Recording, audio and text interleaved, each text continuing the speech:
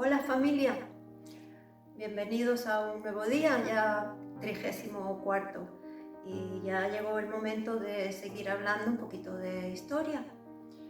Vamos a retomar aquel momento en que hablamos de Federico II de Hohenstaufen y dijimos que en tiempos posteriores y también en otro lugar continuó su labor antisinárquica, anti-golem, Felipe IV. A simple vista parece muy sencillo, pero hay una paradoja. Federico II de Hohenstaufen era alemán, sajón. Bien, y esta casa estaba en contra de los planes sinárquicos, mientras que Felipe IV el Hermoso pertenecía a una familia del linaje que estaba totalmente hipnotizado por los golem. Trataban de imponer los planes de la fraternidad blanca. Entonces, ¿cómo surgió este emperador Felipe IV, hijo de Felipe III, con mentalidad totalmente diferente a la de su padre? Esa es la cuestión. Y de esto es de lo que se va a hablar en el día de hoy y se continuará hablando en el siguiente. Pero vamos poquito a poco. Así que venga, vamos a ver el glosario de este día. Bueno, pues lo dicho, vamos a ver el título que le hemos puesto al día de hoy. Mirad, lo hemos llamado Alemania y Aragón contra Francia. Alemania y Aragón tenían una postura opuesta a los planes sinárquicos y Francia estaba totalmente hipnotizada por el papado golem en aquel tiempo. Nos estamos moviendo en el siglo XIII. Bien, aquí he puesto lo que se trata de exponer. Lo dije antes, como un rey francés, que es Felipe IV el Hermoso, cuyos predecesores estuvieron influenciados por la sinarquía golem, es decir, por el papado, Felipe IV continuó la labor del rey alemán Federico II de Hohenstaufen, cuya política era opuesta a los planes sinárquicos de los reyes franceses. Vamos a venir aquí abajo para recordar algo de días anteriores, que bueno, ayudará a entender lo que se va a explicar en este día. Vamos a recordar, en el día 29 se habló del concepto golem de las dos espadas. Está la temporal, que es el rey, relacionada con el bando de los gibelinos. El rey está relacionado con el partido gibelino, es decir, los gibelinos son los que apoyan al rey. Esto es importante asimilarlo ya para poder entender bien este día. Y luego está la espada espiritual, la del Papa, relacionada con el partido de los güelfos. Otra cosa que conviene repasar también del mismo día 29 es la figura de Federico II de Hohenstaufen, lo que hizo. Vivió entre 1194 y 1250, siglo XIII. Eso fue en el día 29. Bien, en este día adelanto que él tuvo una nieta, Constanza, y eso lo dejo ahí. Otra cosita que hay que recordar está en el día 21, cuando se habló de Pedro II de Aragón, el rey que se dio cuenta demasiado tarde. ¿Recordáis? Se dio cuenta demasiado tarde de que el Papa lo había engañado y murió luchando por la causa gibelina, luchando contra Simón de Montfort en la batalla de Muret. Él tuvo un hijo que era Jaime I que se lo entregó como rehén a Simón de Montfort, pues Jaime I lógicamente le salió güelfo, porque lo educaron los templarios. Y esto es de este día. El hijo de Jaime I es Pedro III de Aragón, Aragón está en España. Por lo tanto, el hijo de Jaime le salió gibelino. Pedro III de Aragón es como su abuelo Pedro II de Aragón, gibelino. Y ahora me voy a venir aquí. Mirad. Constanza, la nieta de Federico II, y Pedro III de Aragón se casaron. Entonces aquí confluyen ambas líneas de sangre pura, es decir, la alemana y la aragonesa. Y bueno, esto no es todo, amigos. Vamos a ver otra pizarrita donde vamos a ver las distintas líneas sucesorias de Francia, Aragón y Alemania. Venga.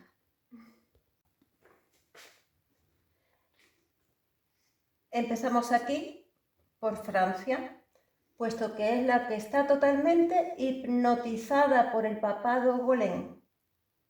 Por lo tanto, los reyes de Francia pertenecen a los güelfos.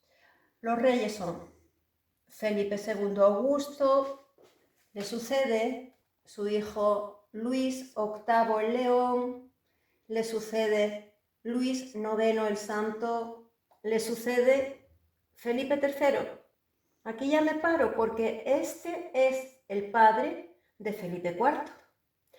Tuvo varios hijos, pero vamos a nombrar a dos. Felipe IV, el primogénito, y Carlos de Valois, otro hijo de él. Felipe IV era gibelino, pero Carlos de Valois era güelfo. ¿Veis? Dos hermanos con ideas totalmente contrapuestas. Bien, esa es la dinastía francesa. Vamos a pasarla a la alemana, de los Hohenstaufen. He puesto aquí Italia porque también le pertenecía el dominio de Italia, las dos Sicilias. Todo eso se verá ya con más detalle. Lo que aquí estamos viendo es la línea sucesoria. Federico II de Hohenstaufen tuvo dos hijos, Conrado IV y Manfredo.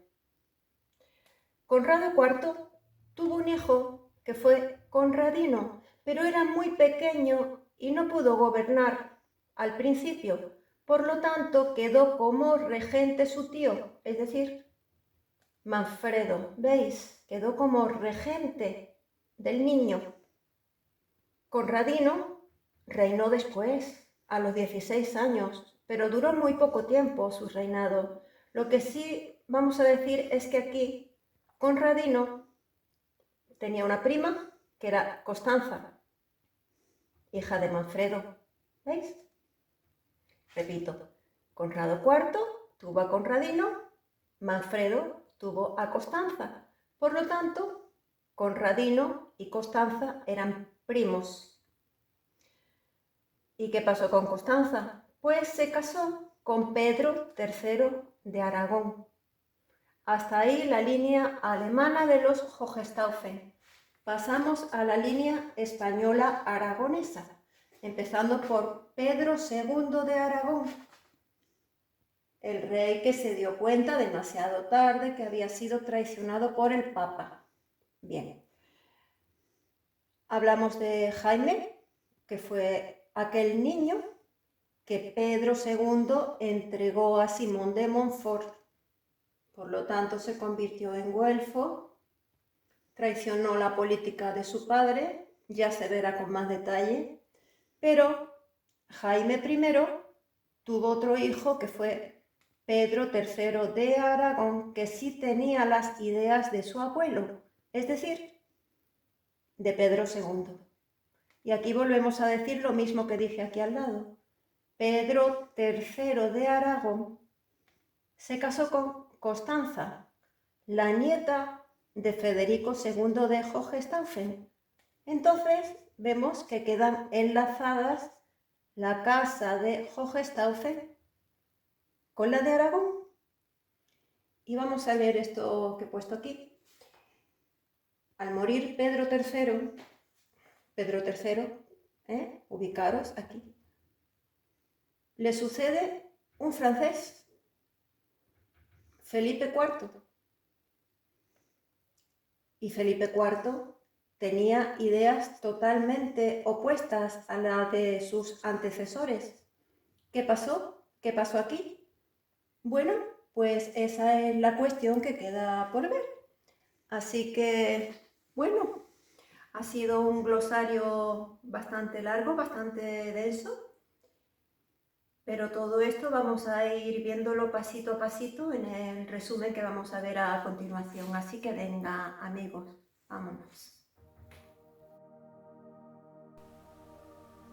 Resumen del 24º día, al que hemos llamado Alemania y Aragón se enfrentan a Francia.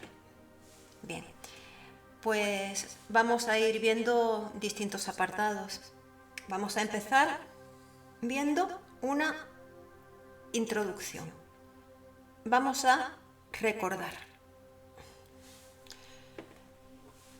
El día 19º se dedicó a hablar del gran monarca Federico II de Hohenstaufen, que vivió entre 1194 y 1250, cuya grandeza se puede sintetizar en la expresión de la oposición de la sabiduría hiperbórea, es decir, luchó con todas sus fuerzas contra la Iglesia Golem. El día de hoy será la continuación de lo expuesto en aquel día. Se hablará de lo que sucedió desde la muerte de Federico hasta el ascenso al trono de Felipe IV el Hermoso, que vivió posteriormente en Francia entre 1268 y 1314, y que al igual que Federico fue otro gran exponente de la oposición de la sabiduría hiperbórea. Así expuesto parece muy simple, pero existe una paradoja que voy a repetir, que se entenderá cuando expliquemos los hechos. La paradoja, repito, consiste en que la dinastía alemana de Federico era gibelina, es decir, anti-Golem y antipapado, mientras que la de Felipe IV era güelfa, es decir, totalmente a favor del papado Golem. Bien, hasta aquí la introducción y vamos a hablar ahora de los monarcas franceses que precedieron a Felipe IV el Hermoso. Entre 1223 a 1226 gobernaron en Francia dos reyes totalmente hipnotizados por la Iglesia Golem, que fueron Felipe II Augusto y Luis VIII el León. En 1226 comienza a reinar Luis IX el Santo. Y voy a detenerme en este monarca francés porque fue contemporáneo a Jaime I, el ya rey de Aragón en este momento, güelfo, hijo de Pedro II de Aragón. Pues bien, vamos a hacer un paréntesis para recordar quién fue Jaime I. Era aquel niño que Pedro entregó a Simón de Montfort como rehén. Jaime, el niño, fue educado por los templarios, los cuales le hicieron un lavado de cerebro que lo convirtieron en un rey güelfo, traicionando así la actuación de su padre Pedro, que murió luchando contra Simón de Montfort en la batalla de Muret. Bien, estábamos hablando del rey francés Luis IX el Santo, contemporáneo del aragonés Jaime I, como hemos dicho.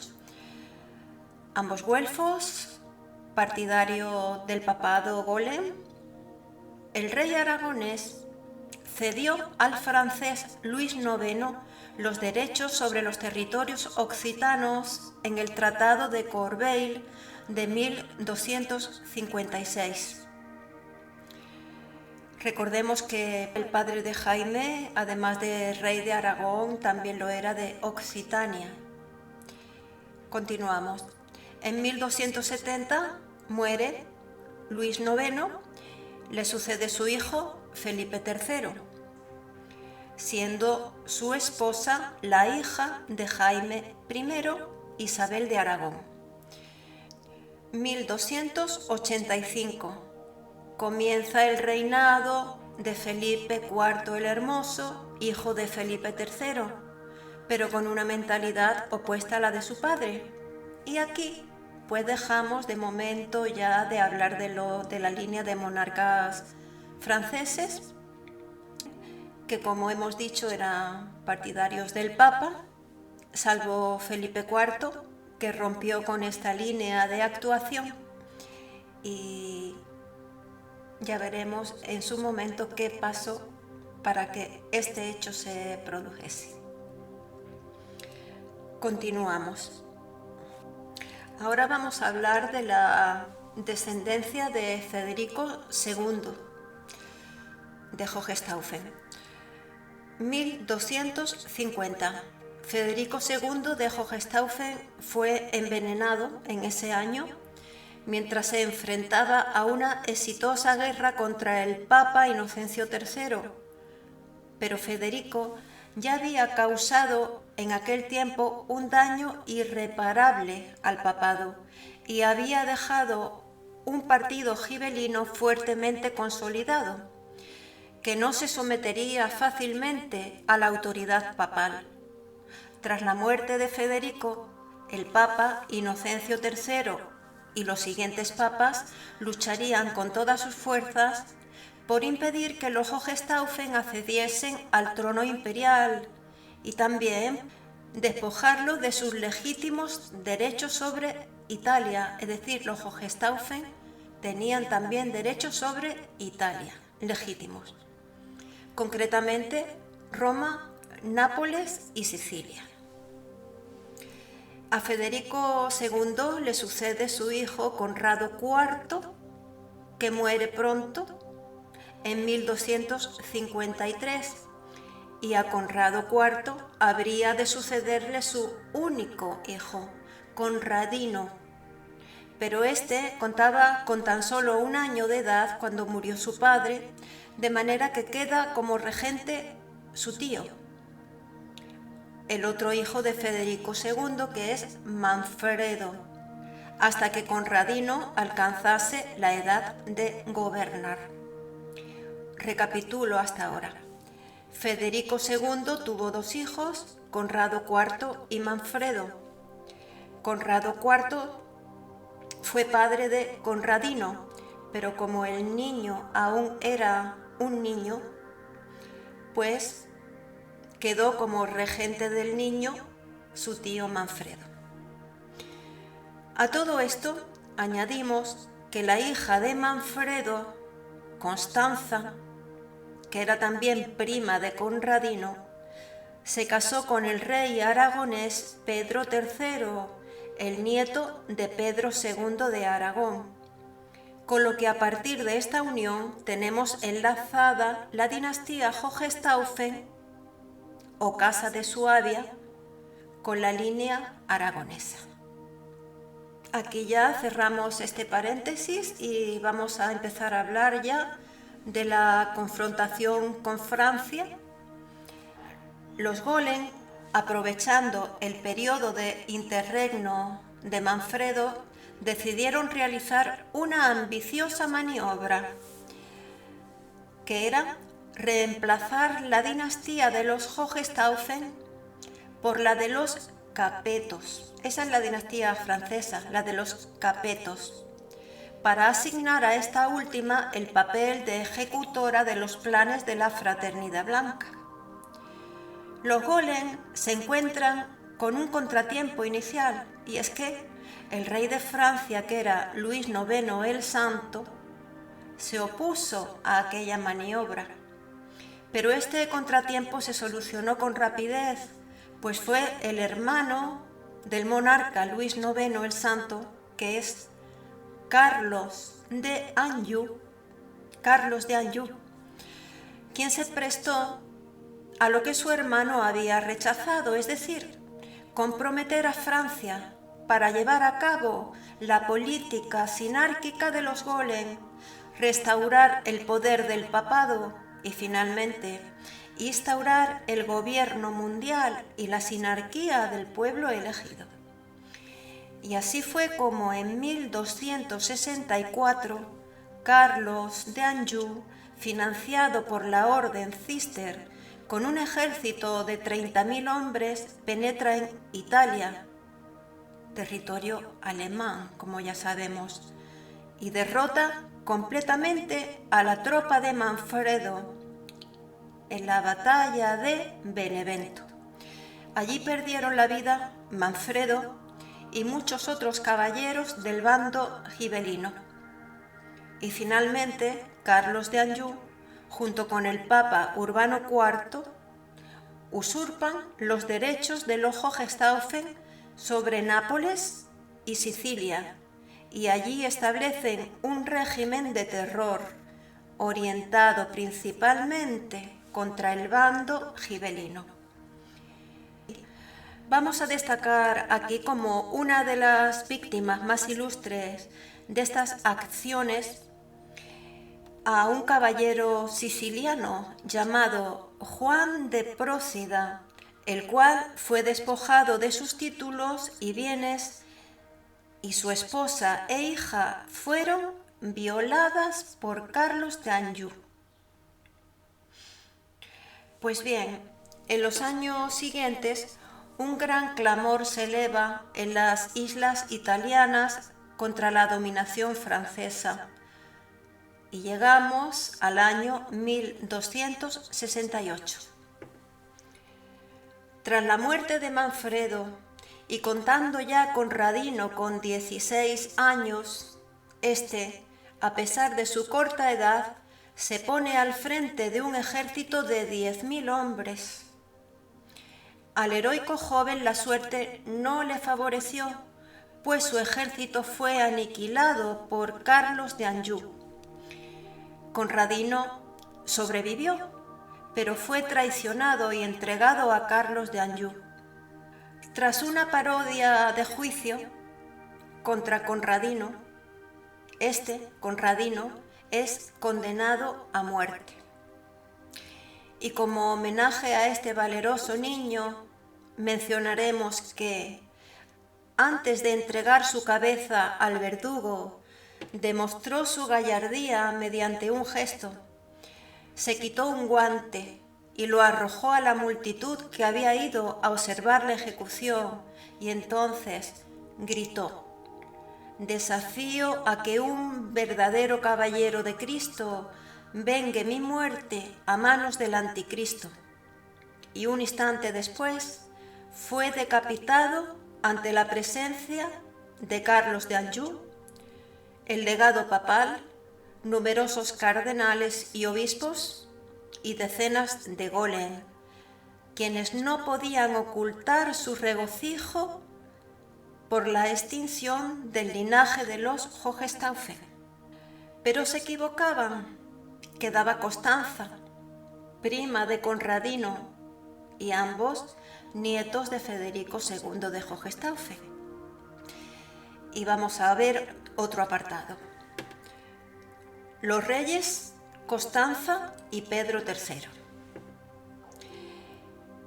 En esta parte de la historia es importante hablar primero de la figura de Juan de Procida, antes de hablar de los reyes Constanza y Pedro. Juan de Procida. Él fue quien recogió el guante que había arrojado Conradino antes de su ejecución, además de profesar una indiscutible lealtad a Pedro III de Aragón y su esposa Constanza de Suabia. Juan de Procida es, pues, tan relevante en esta parte de la historia que su actuación y su fidelidad a los reyes Pedro III y Constanza constituyó la causa esotérica de oposición a los planes de la Fraternidad Blanca. Juan de Prócida se refugió en Aragón junto a otros ilustres nobles perseguidos por Carlos de Anjou y los Bolen, y allí fue incorporado a la nobleza aragonesa. Pedro III le otorgó varios señoríos en Valencia, desde donde tomó contacto con el Círculus Dominicanis.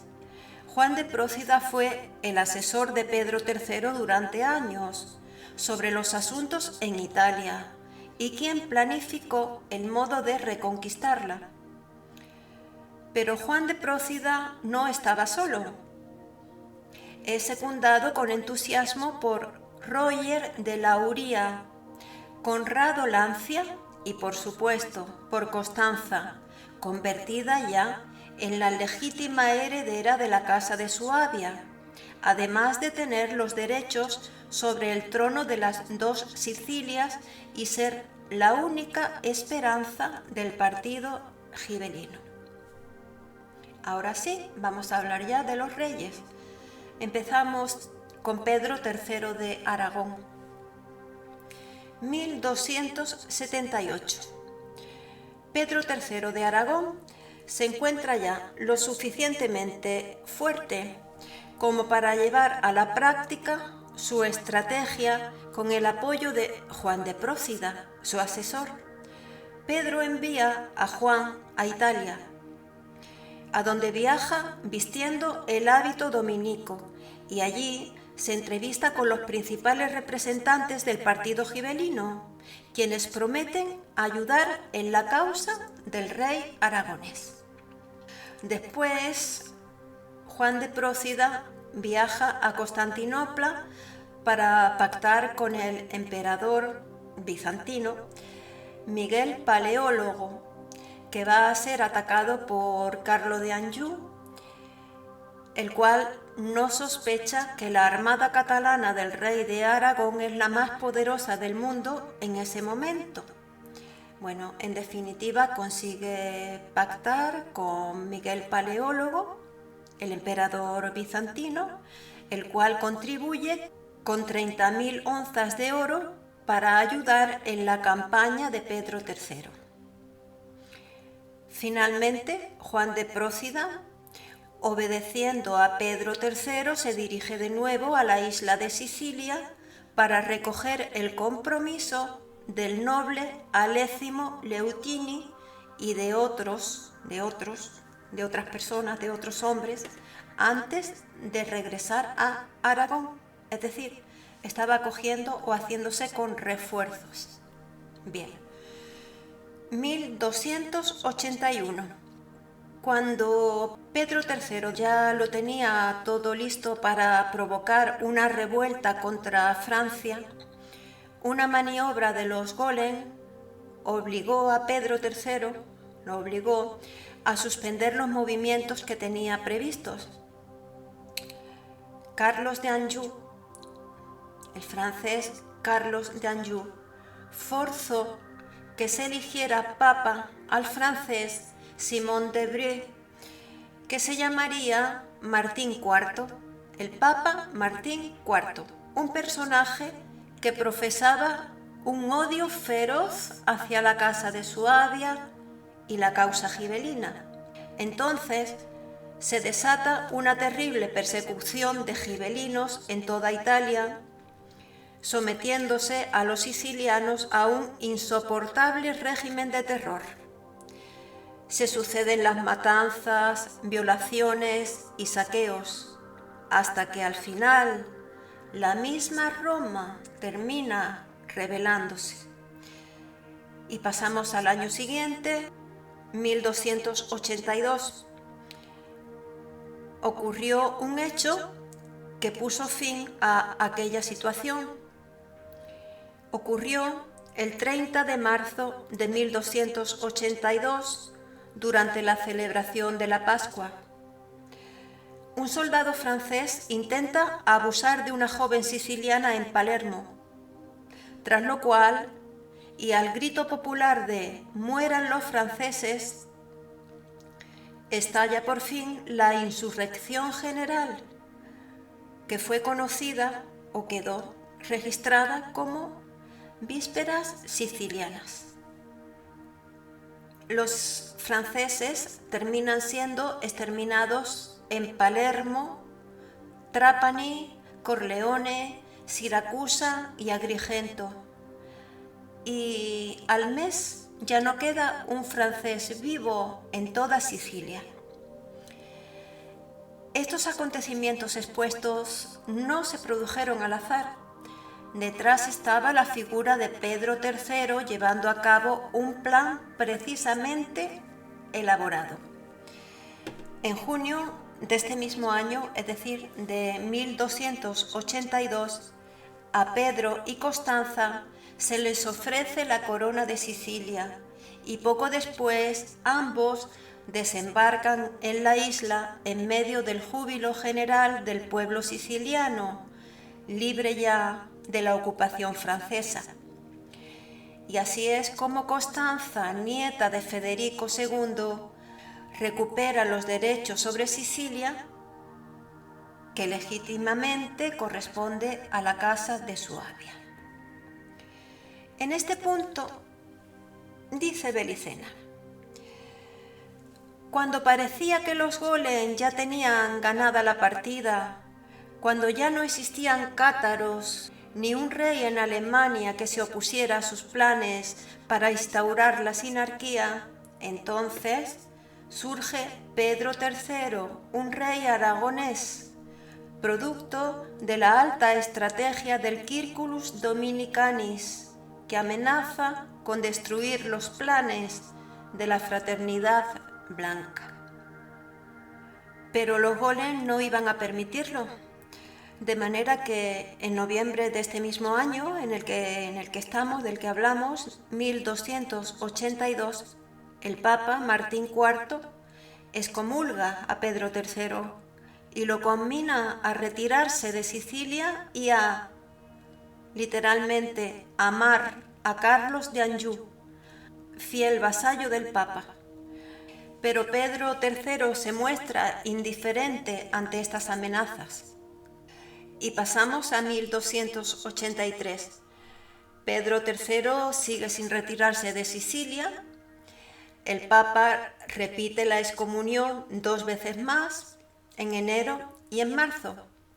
El rey aragonés, ya excomulgado, recibe ahora otra puñalada por la espalda del Papa Martín IV, el cual se ha otorgado la potestad de quitar la corona al rey, pues según él, según el Papa, el reino de Aragón es vasallo suyo. Y así fue como la Iglesia Golen declara una guerra a muerte contra Aragón, con el fin de ensanchar el dominio francés con este territorio. Esto sería el paso previo para asentar a un rey de la Iglesia en el trono de un gobierno mundial, apoyado por la sinarquía financiera templaria, para finalmente instaurar la sinarquía universal. Sin embargo, aunque este era el plan de los Golen, subestimaron a Pedro III. Ignoraron la fuerza espiritual que había desarrollado gracias a la influencia de su fiel consejero Juan de Prócida y, por supuesto, del apoyo que tenía del Circulus Dominicanis. De manera que Pedro III pronto dio muestras de poseer un valor a toda prueba, una intrepidez sin límites, una lealtad inquebrantable hacia los principios de la sabiduría hiperbórea. Era la herencia de la sangre pura de la estirpe aragonesa, que le concede el derecho de reinar sin rendir cuentas a nadie más que a sí mismo. y este es el formidable enemigo al que los golem han desafiado esta vez. Continuamos. Pedro III trataba de evitar un enfrentamiento con Francia, pero los acontecimientos lo empujaban precisamente a eso. Como ya se adelantó, los golem pretenden que Pedro III abandone Sicilia y deje la isla libre para que Carlos de Anjou consume una nueva ocupación. Y sí, Pedro III se retira a Aragón, pero tranquilamente, pues Sicilia está protegida por la Armada catalana y convertida en una fortaleza inexpugnable. Así que Pedro III se retira a Aragón, dejando la defensa de Sicilia en manos del temerario y afortunado almirante Roger de la Uría. Y vamos a hablar brevemente de Roger de la Uría. Era un genial almirante de la Armada catalana, la más poderosa de la época. Por otro lado, los padres de Roger habían estado muy vinculados a los reyes Pedro y Constanza. Su padre, el padre de Roger, se había criado en la corte del matrimonio y su madre había sido dama de compañía de la reina Constanza. Bien, hasta aquí ya hemos hablado de Robert de la Uría. Continuamos. Se produce entonces una importante batalla naval, la más importante de la época, entre Roger de la Uría y Carlos de Anjou. Roger de la Uría va destrozando en sucesivos choques las naves de Carlos de Anjou, a pesar de que este último posee la segunda flota más importante del Mediterráneo. Se apodera de las islas de Malta, Gozo y Lipari. Luego se dirige a Nápoles, donde tiende una redada a los franceses. Carlos de Anjou está ausente, pero es ahora su hijo, Carlos el Cojo, príncipe de Salermo, el que responde a este desafío, pensando que tendría una victoria fácil. De manera que Carlos el Cojo se lanza en persecución de los catalanes con todas sus galeras disponibles y el resultado fue que Roger de la Uría echó a pique un gran número de las naves de Carlos el Cojo, el hijo de Carlos de Anjou, y capturó la nave capitana en la que se encontraba Carlos en persona. Este fue llevado prisionero a Sicilia, donde todos reclaman su ejecución en venganza por la muerte de Conradino. Y ahora, en este punto, Belicena escribe estas palabras, dice: «Oh, misterio de la nobleza espiritual hiperbórea, es la reina Constanza, prima de Conradino. Es la reina Constanza quien lo salva y manda que lo confinen en Barcelona». Carlos de Anjou llega a Gaeta días después de la derrota de su hijo, pero no se atreve a atacar a los españoles. Es entonces cuando Robert de la Uría aprovecha aquella indecisión para realizar varias escaramuzas que terminan con la muerte de 7.000 hombres de Carlos de Anjou y supone el fin del poderío naval de este.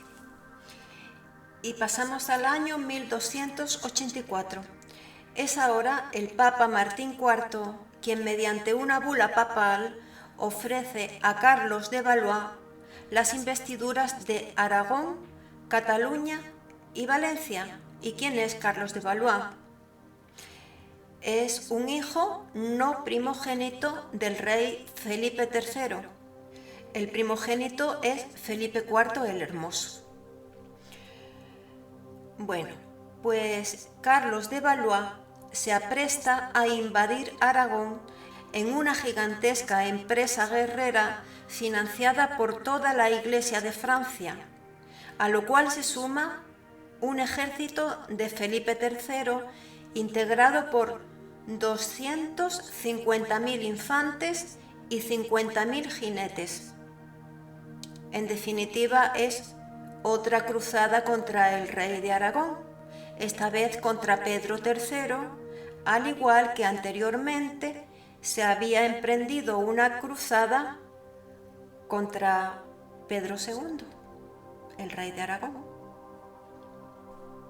Y bien, pasamos a 1285. Los golem del Papa y el rey Felipe III tienen rodeado a Pedro III de Aragón. El Papa le advierte al rey aragonés que obedezca al pontífice y le entregue sus reinos al rey de Francia. A lo que Pedro responde: es fácil tomar y dar reinos que nada han costado. El mío, comprado con la sangre de mis abuelos, deberá ser pagado al mismo precio. Pedro III cuenta con el apoyo de los catalanes de todas las clases sociales y sus infalibles ballesteros catalanes, además los feroces guerreros almogávares, los caballeros aragoneses, los sirvientes y los combatientes del pueblo. Finalmente, los cruzados van siendo derrotados y esto, sumado a una epidemia que se desencadena, desemboca en que ellos, los cruzados, desmoralizados, se retiran a los Pirineos. Pedro III se les había adelantado y los estaba esperando en el collado de Paniza. Allí se libra una gran batalla durante 2 días en la que el ejército francés termina finalmente aniquilado. En esta campaña muere el rey de Francia, Felipe III, con lo que ya será imposible la conquista de Aragón. Y bien, hasta aquí llegamos en este día. Hemos tenido información suficiente. Ya en el día siguiente hablaremos de cómo accede al trono el hijo de Felipe III, Felipe IV, que tiene una mentalidad opuesta a la de su padre, como ya hemos repetido lo suficiente. Ha sido mucha información por este día y ya se verán también las causas de por qué Felipe IV el Hermoso tenía esta mentalidad distinta a la de su padre. Pues de historia ya no voy a hablar más, ya en el próximo día continuaremos. Lo que sí, como siempre, que sigamos manteniendo la calma en estos tiempos que estamos viviendo. Vuelvo a repetir, volvamos a nuestro centro una y otra vez y las que sean necesarias. Somos importantes, sigamos conectados con lo que somos, estemos ajenos al devenir de los tiempos, emocionalmente ajenos, porque hay que estar informados de lo que está sucediendo. De cualquier manera, estamos recorriendo un camino juntos. Esto nos puede servir de apoyo. Y ya para terminar, voy a aprovechar para dar las gracias a los comentarios, algunos de los comentarios o todos los comentarios que me estáis poniendo, que son muy alentadores, me están dando mucha fuerza para seguir adelante. No encuentro ningún comentario que sea negativo, así que gracias, gracias, gracias. Y nada más por mi parte. Ya os espero en el próximo día. Que estéis bien.